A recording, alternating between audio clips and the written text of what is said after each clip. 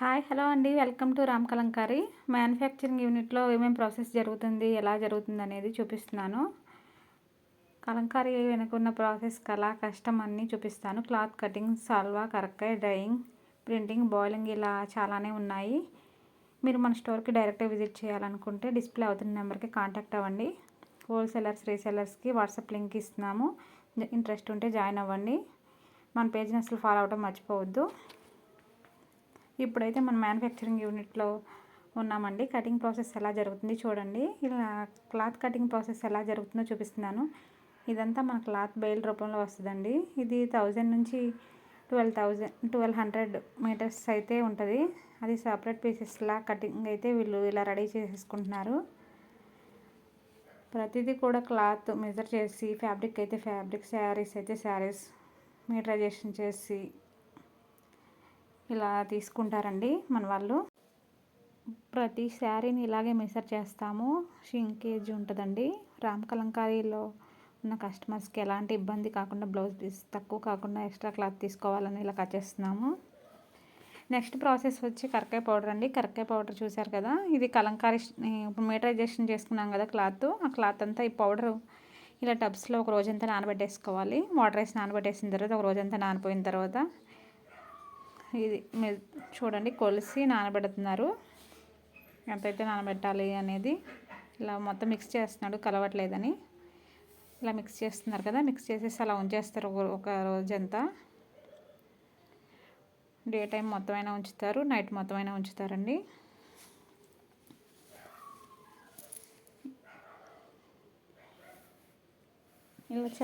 ఇలా మిక్స్ అయిన తర్వాత ఏం చేస్తారంటే నానబెట్టేసి ఒక ట్యాంక్లో వేసేసుకుంటారు. ఇదంతా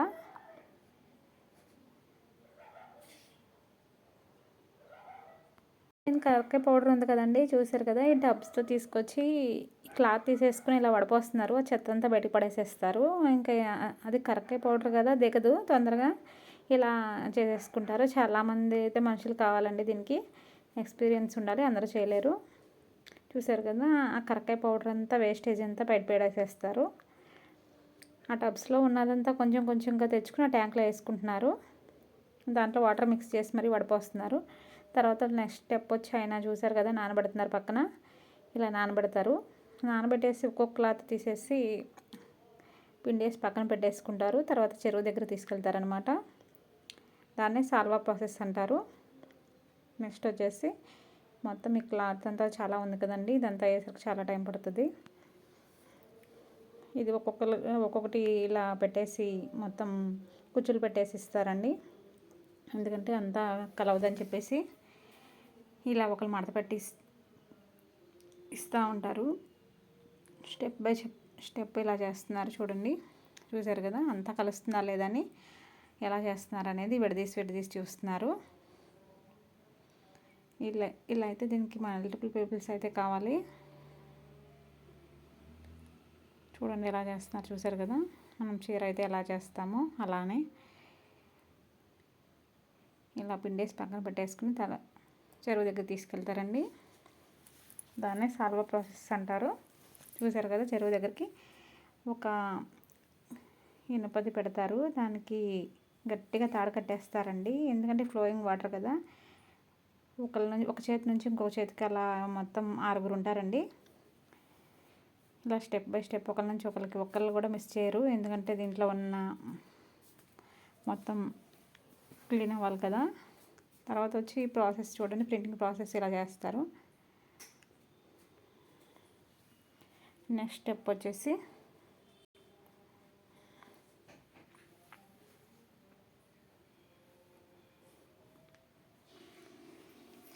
చూసారు కదండి, ప్రింటింగ్ ప్రాసెస్ ఎలా జరుగుతుంది చూడండి. క్లాత్ కటింగ్ ప్రాసెస్ ఎలా జరుగుతుందో అలాగే తర్వాత కరక్కాయ ఎలా పెడతారు, పౌడర్ అనేది ఎలా నానబెట్టి పెడతారు. తర్వాత ప్రింటింగ్ అనేది చెరువు దగ్గర తీసుకెళ్ళి నానబెట్టేసి వాటిని ఒక రోజంతా అలా పెట్టేస్తారు. కవర్ కప్పేసి కరక్కాయ పెట్టిన వాటర్లో పెట్టిన క్లాత్ని తీసుకెళ్ళి చెరువు దగ్గరికి జాడిచ్చేసి కవర్ కప్పేస్తారనమాట. నెక్స్ట్ డే తీసుకొచ్చి ఇలా ప్రింటింగ్ చేస్తారు. ఈ ప్రింటింగ్ అయిపోయిన తర్వాత నెక్స్ట్ స్టెప్ వచ్చేసి బాయిలింగ్ అండి. ఈరోజు మన రామ్ కలంకారీలో మ్యానుఫ్యాక్చరింగ్ యూనిట్లో బాయిలింగ్ ప్రాసెస్ వర్క్ చూపిస్తున్నాను. ఎందుకంటే ఎలా చేస్తున్నారు అనేది చూస్తున్నారు కదా. బాయిలింగ్ ప్రాసెస్ మెయిన్గా చెప్పాలంటే పాత్ర గురించి చెప్పాలి. ఇది 100 kgs ఉంటుందండి పాత్ర. రాగి పాత్ర ఎందుకు తీసుకున్నామని డౌట్ వచ్చిందా? బాయిలింగ్ అనేది కంటిన్యూస్గా జరిగింది కదా, ఆ బాయిలింగ్ హీట్కి తట్టుకునేది రాగి పాత్ర ఒకటేనండి. ఇందులో మనం కలిపేది వాటర్, జాజి ఆకు. బాయిలింగ్ అనేది కంటిన్యూస్గా జరిగేది ఇలా రాగి పాత్ర ఒకటే మాత్రమే హీట్ తట్టుకోగలుగుతుందండి. అందుకే రాగి పాత్ర పెడతారు. ఇందులో మనం కలిపేది వాటర్, జాజి ఆకు, హల్దీ. ఒకతో మాత్రమే హీట్ వస్తుందండి. కింద వుడెన్ కానీ ఎటువంటి యూజ్ చేయరు. బాయిలింగ్ ముందు లైట్గా ఉంటుంది క్లాత్ కలర్స్ వచ్చేసి బాయిలింగ్ తర్వాత డార్క్ వస్తుందండి. ఎందుకు వస్తుందంటే ఇలా దీంట్లో వేసే ఆకు, హల్దీ వీటి వల్ల డార్క్ వస్తుంది, షైనింగ్ వస్తుంది అనమాట. ఈ బాయిలింగ్ అయిన తర్వాత నెక్స్ట్ స్టెప్ వచ్చేసి మళ్ళీ చెరువు దగ్గర మనం వాటర్ వాష్కి వచ్చేసామండి. ఇది క్లీనింగ్ ప్రాసెస్.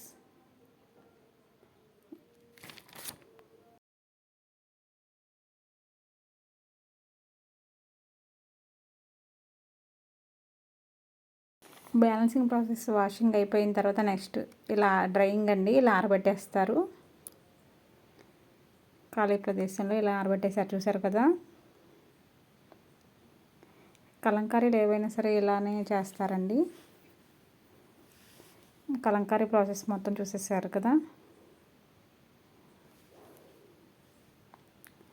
నెక్స్ట్ స్టెప్ వచ్చి హోల్డింగ్ అండి, శారీస్ హోల్డింగ్.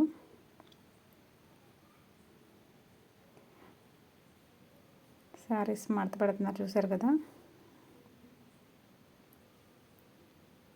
ఇదండి మన కలంకారీ ప్రాసెస్. మన పేజీని ఫాలో అవ్వండి, అసలు మర్చిపోవద్దు.